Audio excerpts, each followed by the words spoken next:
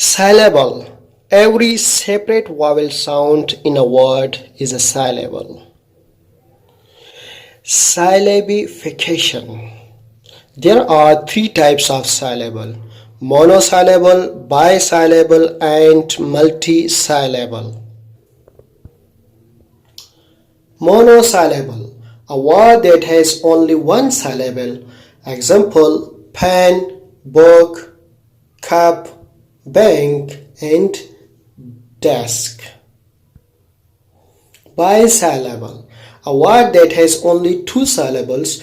Example: expert, undo, candle, and pencil. Multisyllable, a word which has more than two syllables. Example: beautiful, important. Diphthong, when two vowels come together in a word.